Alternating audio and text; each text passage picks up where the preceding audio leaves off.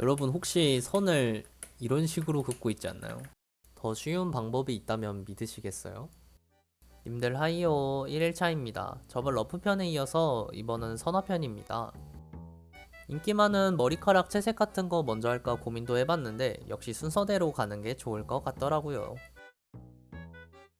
요즘 학원에서 학생들 보면 반무태 하는 학생들이 엄청 많습니다. 선화 귀찮아서 반무태 해요 라고 많이 하는데 솔직히 말하면 반무태가 더 어렵습니다. 외곽선 정리해야지, 색으로 형태 잡아야지, 덩어리 생각해야지. 채색을 잘 못하면 정말 어려워요. 물론 선화는 선화만의 장점, 반무태는 반무태만의 장점이 있으니 본인한테 맞는 방식 찾는 게 제일 중요합니다.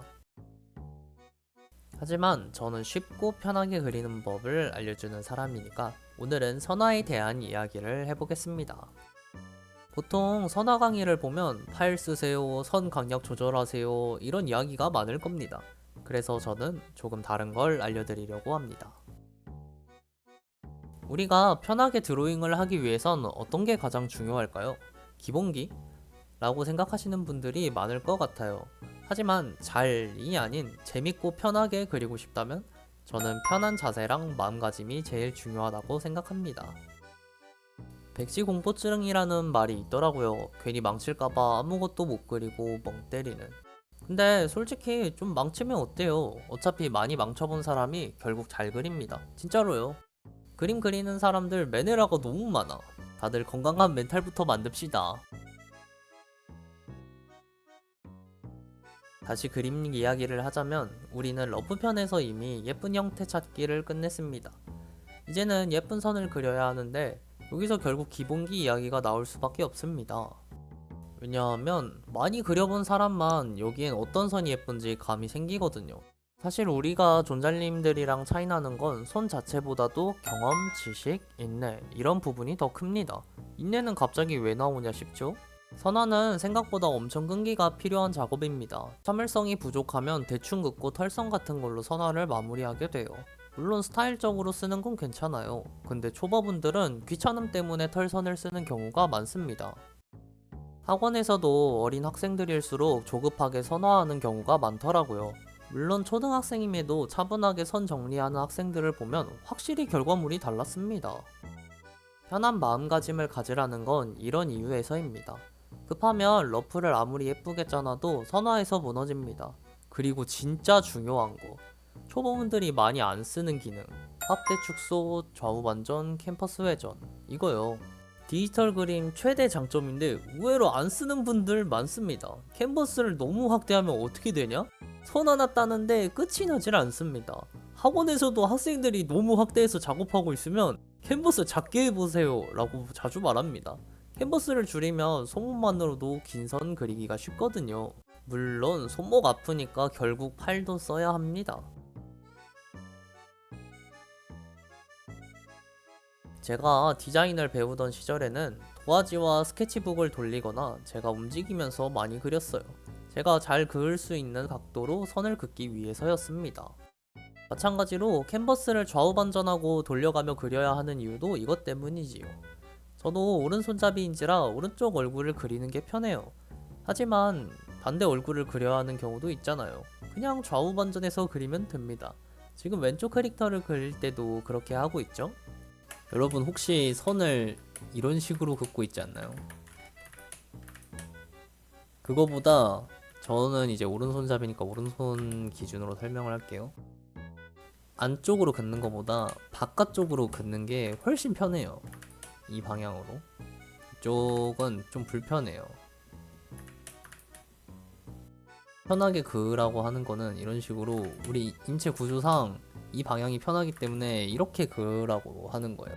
물론 여러분이 그림을 그린 지 얼마 안 됐다면 어떤 식으로 가던 간에 불편하겠지만 적어도 이쪽으로 연습하는 편이 훨씬 좋다는 거죠. 반대로 이제 세로선이나 가로선 그을 때도 저는 이제 세로선은 아래로 긋는 게 훨씬 편하거든요. 위로 그으면은 살짝 불편해요. 잘 안 나오고. 가로선은 오른쪽이든 왼쪽이든 불편하단 말이죠. 그래서 이렇게 어떻게 긋냐? 이런 식으로 캔버스 돌립니다. 이렇게 그으면 훨씬 반듯하고 쉽게 그릴 수 있어요. 그래서 제가 영상에서도 캔버스를 계속 돌리는 거예요. 만약에 여기서도 선을 딴다고 치면은 이런 식으로 돌려서 이렇게 쭉 따라가겠죠? 뭐 여기 그림 이쪽으로 한다 치면은 이제 오른쪽 바깥으로 가는 게 편하니까 이런 식으로 각도 돌려주면서 여기서도 한번 꺾이는 구간에서 더 편한 각도 찾아서 예쁘게 선을 그어줍니다. 이 카펫은 이렇게 돼 있으면은 우리가 이쪽 선을 긋는 게 되게 어렵단 말이에요. 그래서 또 캔버스 돌려서 이런 식으로. 그래서 내가 어떤 각도로 선을 긋는 게 편한지 초보 때는 알기 어려울 수도 있는데 점점 그리다 보면은 찾아갈 수 있으니까 이런 식으로 연습해봤으면 좋겠습니다. 그리고 또 하나 진짜 중요한 거, 반드시 알맞는 도구를 활용해야 합니다. 장인은 도구 탓을 하지 않는다. 아닙니다. 장인도 좋은 도구를 찾습니다. 내 그림 스타일에 맞는 선을 골라야 해요. 예를 들어 SD나 썸네일은 굵은 외곽선이 훨씬 잘 어울립니다. 투톤이나 채색이 약하면 선의 역할이 더 커지게 됩니다. 물론 절대는 아닙니다. 얇은 선의 투톤으로 블루 아카이브는 높은 밀도의 그림을 만들어내죠. 스타일에 따라 사용하는 선이 달라요. 저도 브러쉬 진짜 많이 바꿔왔습니다. 텍스처 브러쉬, 투명도 브러쉬, 두꺼운 선, 얇은 선. 근데 저는 결국 깔끔한 게 좋아서 포토샵 기본 브러쉬 조정한 걸 제일 많이 씁니다. 여러분도 이런저런 선을 써보면서 자신에게 맞는 브러쉬를 찾아보세요.